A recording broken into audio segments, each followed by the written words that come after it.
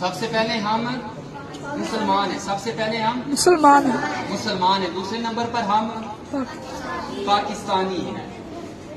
اور پاکستان کا قومی لباس کیا ہے؟ شلوار۔ پاکستان کا قومی لباس کیا ہے؟ شلوار قمیض۔ چھٹیوں میں تمام بچے کوشش کریں شلوار قمیض میں رہیں گے۔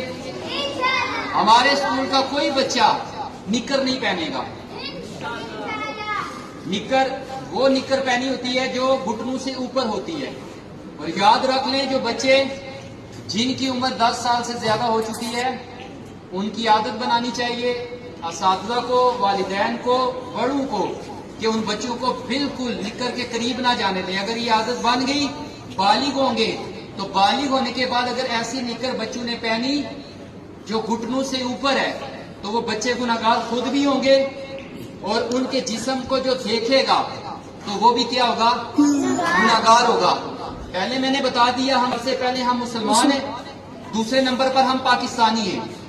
اسلام میں شرم و حیا پر جتنا زور دیا گیا ہے، جتنا فوکس کیا گیا ہے، کسی مذہب کے اندر اتنی بات، اتنا زیادہ کلام نہیں کیا گیا جتنا مذہب اسلام میں کیا گیا ہے شرم و حیا پر۔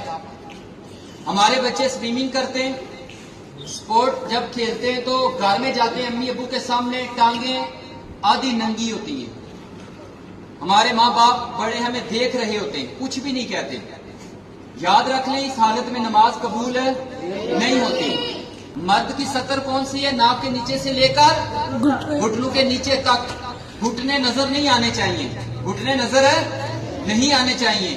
تمام بچے نیت کریں ہم شلوار قمیض میں رہیں گے انشاءاللہ۔ اگر ہم نے پینٹ شرٹ پہنی اور وہ بھی کھلی پہنیں گے، تنگ نہیں پہنیں گے، تنگ پینٹ شرٹ نہیں پہنیں گے۔ وہ لوگوں کو دعوت دے رہے ہوتے ہیں، بے حیائی کی دعوت دے رہے ہوتے ہیں کہ آپ بے حیائی کریں، آپ بد نگاہی کریں۔ بد نگاہی کیا ہوتی ہے؟ بری نظر سے مجھے دیکھیں، خود دعوت دے رہے ہوتے ہیں ہم۔